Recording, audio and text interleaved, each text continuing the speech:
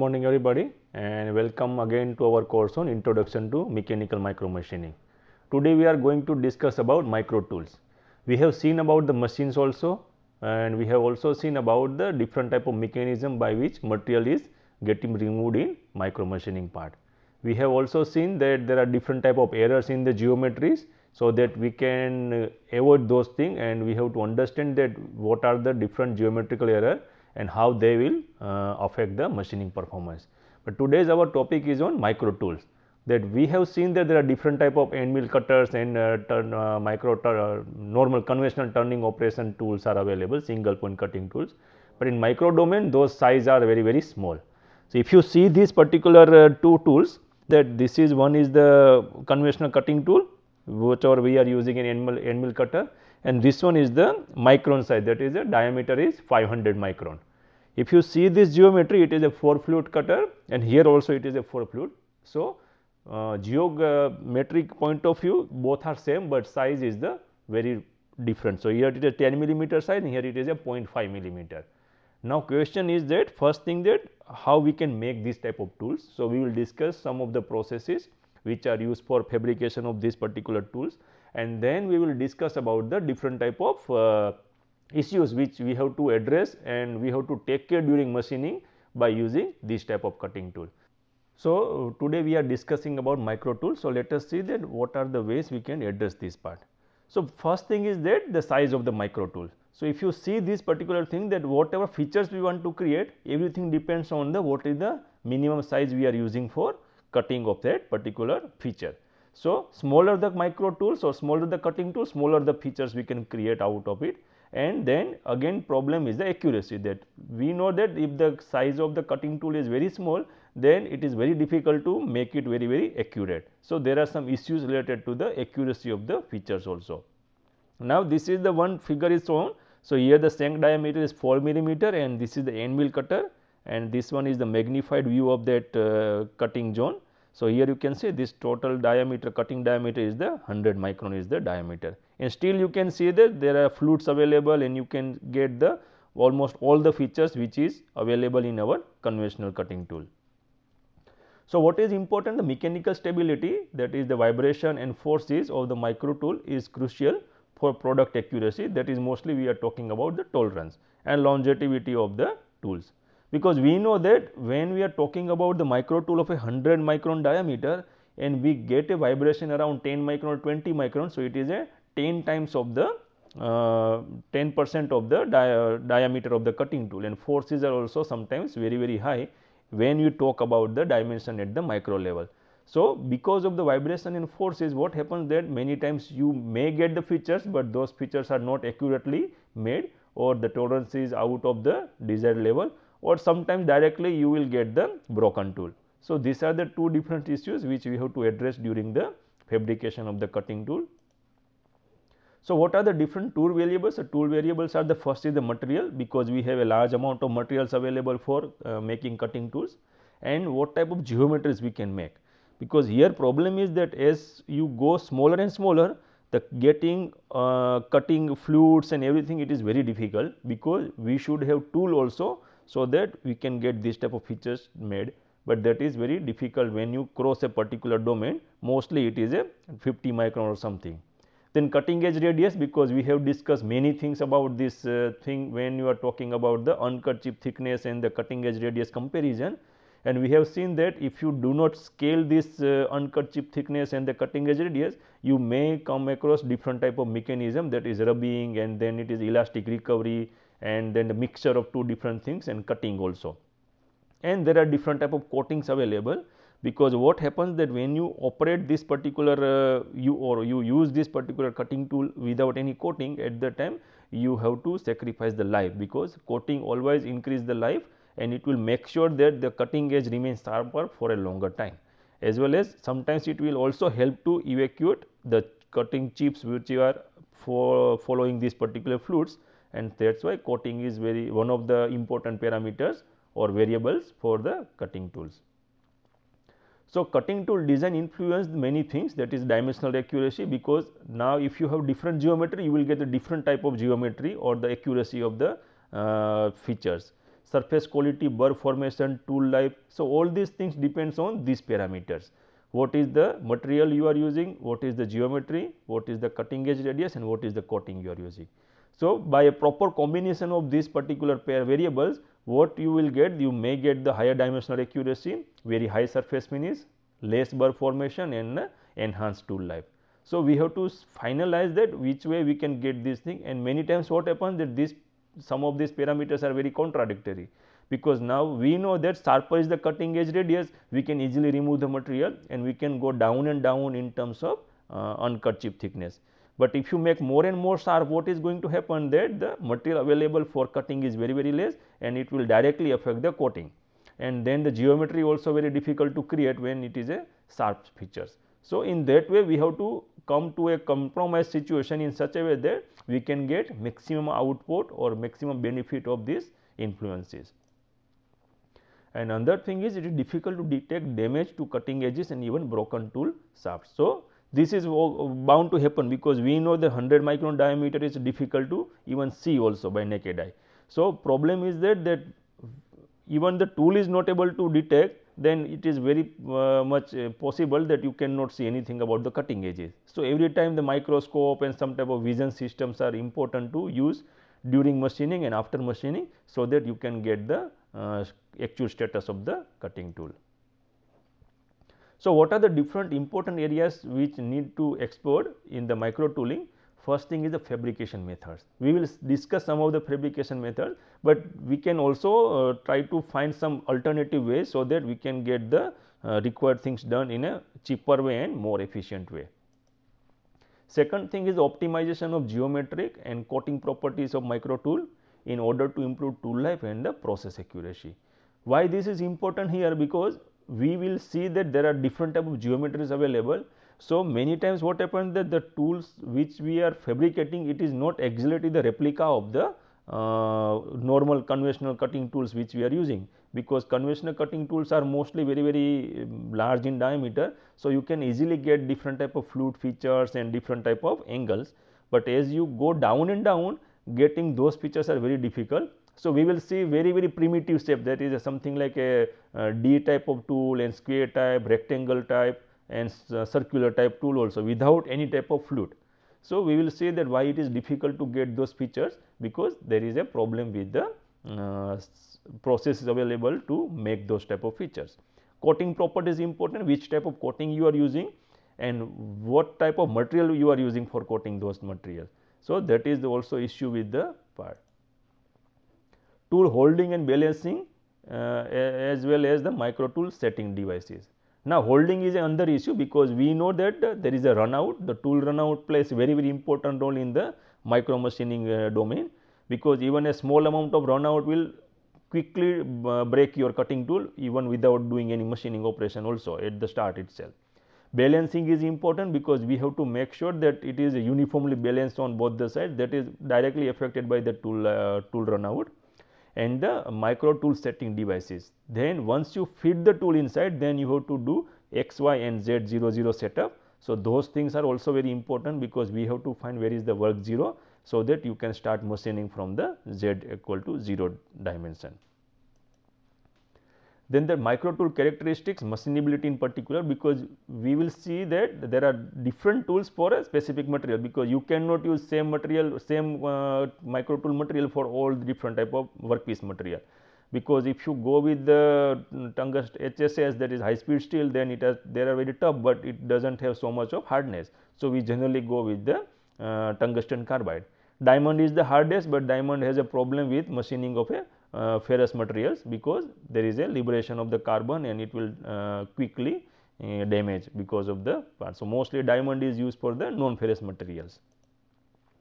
Tool condition monitoring during process, because this is very important, because we will see that sometimes what happens, that when you start machining operation, at that time the tool is in good condition, but just after 1 or 2 minutes tool is broken, but still you continue, because you do not have any monitoring system there.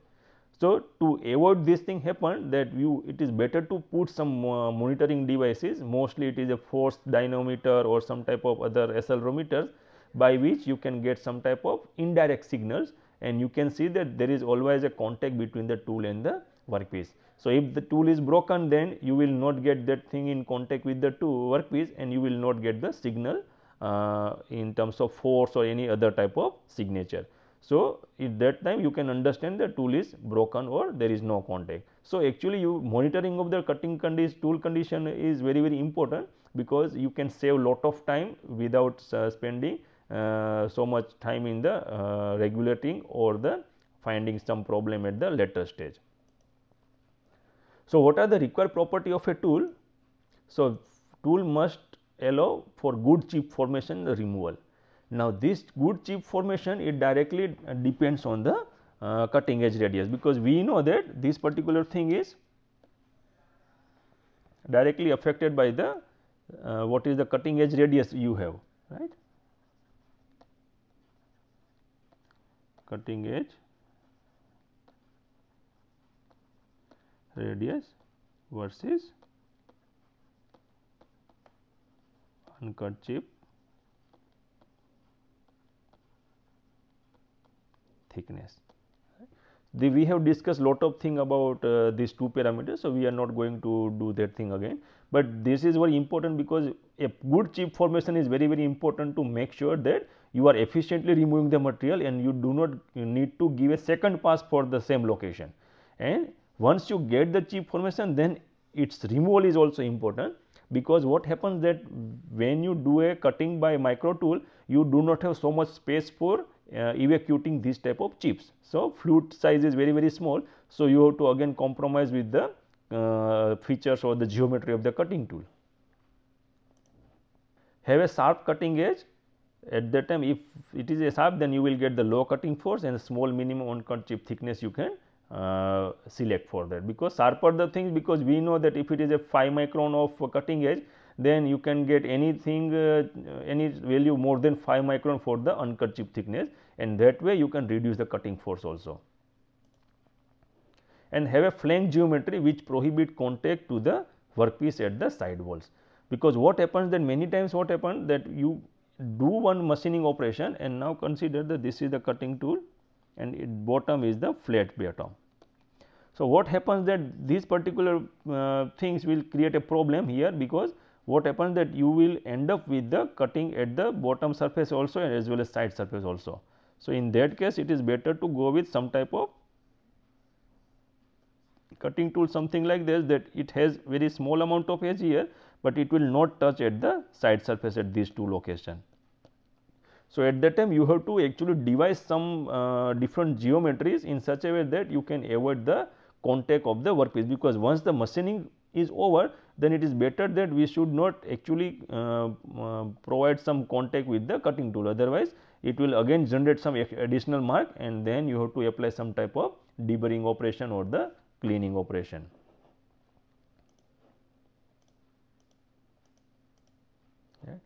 So, be manufactured by a robust and the fast process in order to be economically feasible, because again we have to see that if you spend more and more time and cost in the fabrication of the cutting tool, then the cost of each and every cutting tool will be very high. So, we have to also make sure that it is economically feasible for different manufacturers, so that we can easily buy this particular cutting tool and do some type of micro machining operations. So, what are the different processes are available? Here we have, I am showing you the few only, but there are very customized processes also available, but these are mostly used. So, grinding is the obviously the first process which people mostly use for that. So, it is a high precision grinding process. High precision, that means the accuracy and the feedback resolution is very high in this. People also use the ultrasonic vibration to reduce the cutting forces, and there are diamond disc available with a diamond particles, so at a nanometer level, and then you can do some type of feature cutting on the different type of cutting tools. Then electro discharge machining, because this is widely used, because it is a non-contact type of thing, because there is no contact between the cutting tool and the workpiece. Mostly material is removed by the evaporation and the melting and evaporation. So, in this case it is the advantage that you will mostly get the force free machining. So, forces will not act onto the surface. So, you will get the very fine features from this electric discharge machining. So, there is another variant of this, that is called wire electric discharge machining, where wire is used in place of a cutting tool, and there is also called the wire electro discharge grinding operation, because grinding is performed by the wire. So, that is why it is written as a wire electro discharge grinding operation.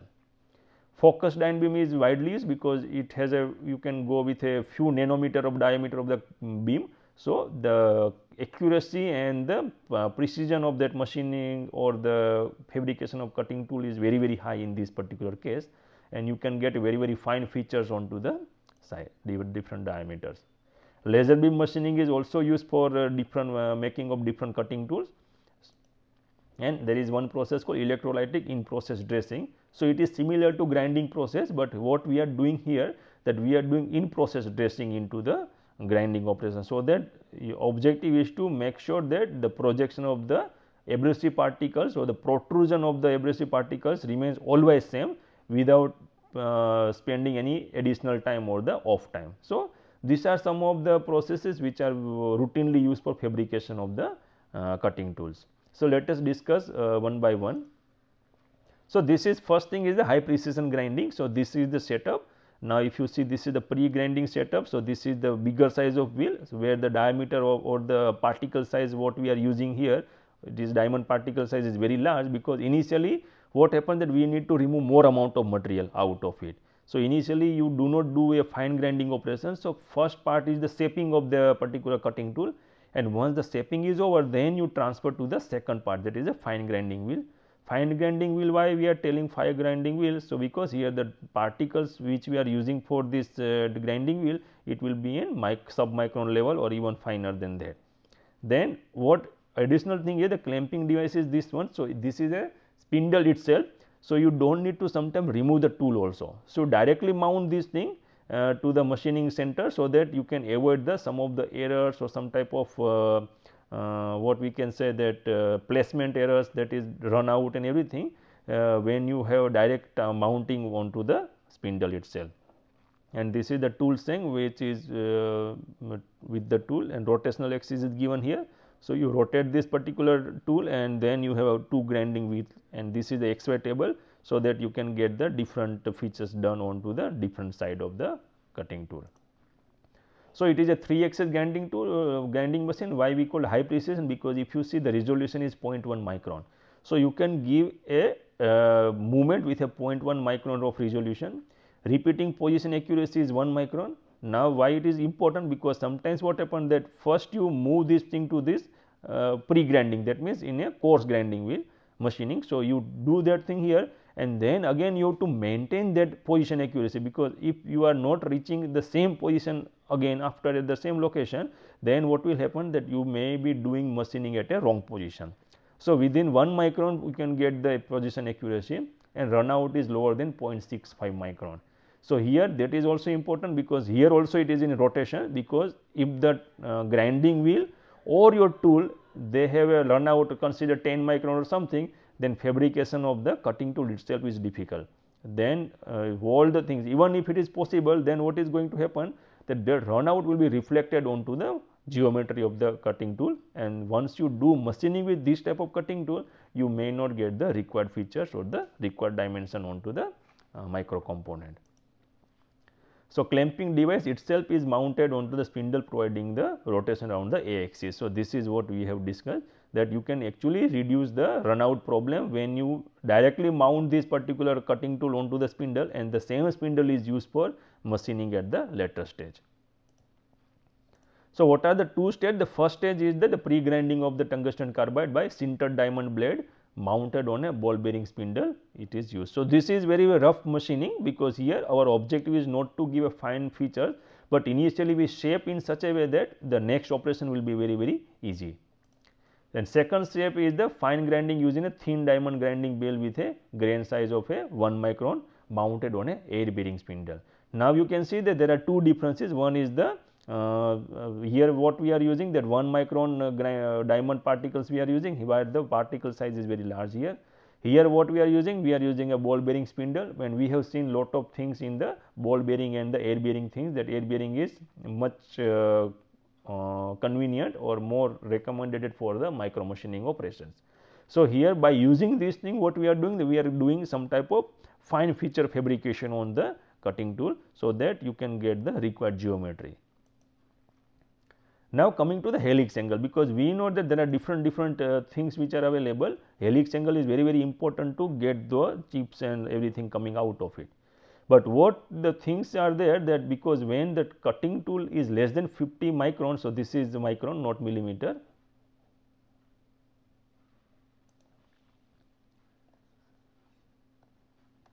Once it less than 15 micron, then what happens, the zero rack angle is mostly required, because to improve the rigidity and to mitigate the limitation of the fabrication process. Because once you cross this particular domain, what is happening, the 50 micron, that if you want to give a helix angle, then what is happening, that you have to sacrifice the rigidity of the cutting tool, because we know the diameter itself is a 50 micron, and then you are giving on the top of that some type of helix angle.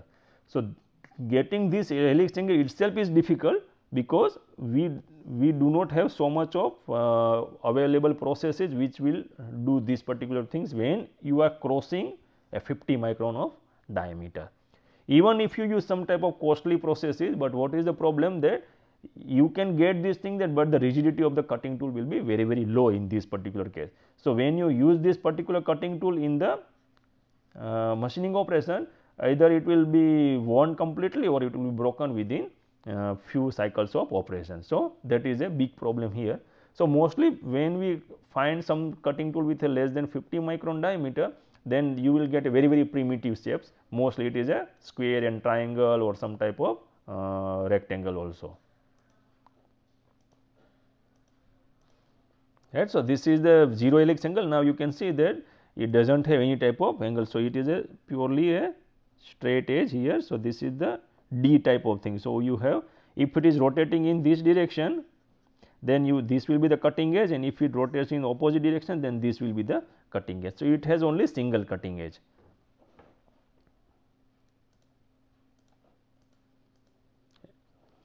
Without a flank helix angle, what happens, the material removal occurs at once along the entire cutting length. So, this is what is going to happen here.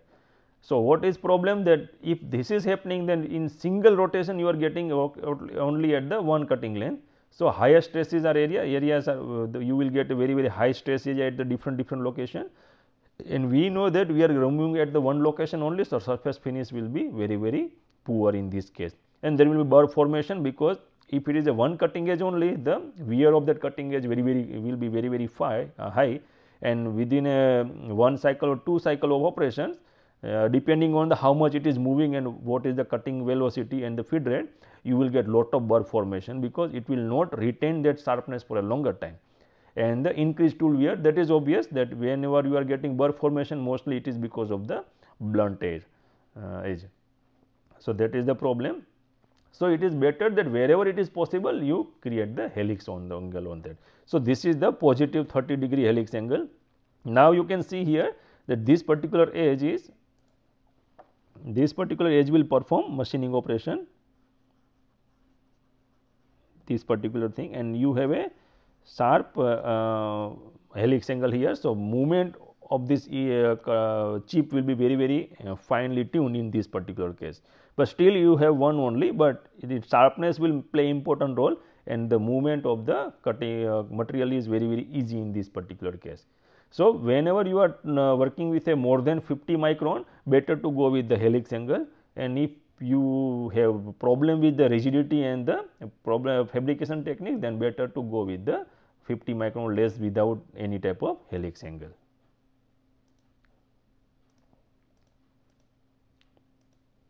Yes, so these are the different type of shapes which are fabricated by that particular precision grinding machine, and you can see that this is the diameter is around 10 micron or something. So, here it is at 20 micron diameter, and this is the 10 micron diameter. And what is possible, now you can see that these are the two different materials which are machined by this part. So, here the diameter is 20 micron, material was the titanium alloy, and this is the polymer material, polymethyl methacrylate, and here a diameter was used 10 micron. And here if you see the 50,000 is the RPM, but if you see the diameter is large, so you will get the cutting velocity 3.14. So, if the diameter is half, but if you maintain that cutting RPM, but then what is happening, that your cutting velocity is half of that particular part, right. So, that way you can see the higher is the diameter, at a one particular RPM you will get the high cutting velocity, and that is very important, so that you can get the reasonable amount of material removal. Here depth of cut is 10 micron, here 7 micron, and feed rate per tooth is 0.1 micron, and here is a 0.2 micron. Because why we are giving a higher lower feed rate here, because it is a metallic component. So, if you go with very high thing, higher feed rate, then there is a chance of tool breakage or the tool bending. But here it is a polymer material, so material resistance will not be so much high, so that you can go with the higher feed rate. Then coming to the other grinding operation, that is called ultrasonic vibration. So, now what is advantage of doing this thing, that when you provide ultrasonic vibration, now you can see that there are two different setups here. So, this particular setup is used for fabrication of the end face of the workpiece. Workpiece, that means it is our tool. So, when you want to create some type of features here, then what you have to do, that you have to create vibration onto the this particular surface. So, this is the grinding wheel, and vibration is parallel to the axis of the grinding wheel. And once you complete this thing, then what you have to do, that you have to reduce the diameter also. So, at that time you actually give the side face grinding, so that you can reduce the diameter. And once this thing is done, then the same tool you can use for different operations. Drilling you can use the milling also if you are making a square end tool, or if you are making a ball end tool, then you can do some type of curved machining also. So, once you provide this particular vibration, what is happening, that your wheel loading will be very less, and that is very advantageous here, because when you talk about the micron size of diamond grids, then you do not have so much of space also in between the surfaces. So, once you do not have loading, at that time the grinding force will be very low in this case, and you will not get the any breakage to the tool here, because we have to avoid this particular breakage of the tool during fabrication also, otherwise you will end up with the wrong geometry or the broken tool.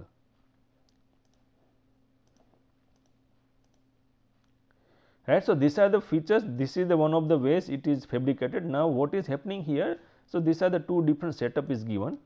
So, here this is the rotation of the grinding wheel, and this is the rotation of the cutting tool. So, now what is happening here? So, cutting tool is here, and your grinding wheel actually rotating in this direction, right. So, it is moving in this way. So, it is actually giving a compressive power loading.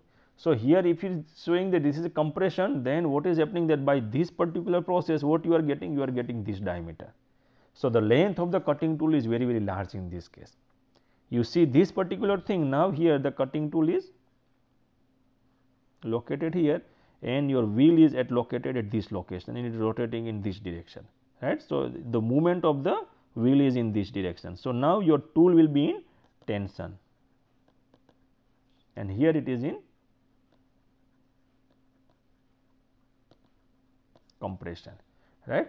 So, what is advantage here, that when it is in tension, at that time you will not get this particular feature here, because now the length is an issue, because once you cross one particular part here, when you are machining at this location, at that time strength of this part will be very less, but that is not going to happen here, because the compressive strength is all higher than the tensile strength. So, that is the advantage, that when you do cutting or the fabrication of the cutting tool in a compressive manner, or the in the direction of the compressive forces, then you will end up with the higher cutting or the higher length of the cutting tool, but that is not happening at this particular location. So, it is better that every time when you give a feed direction and everything, it is better to go in the same way, the way we are doing a turning operation.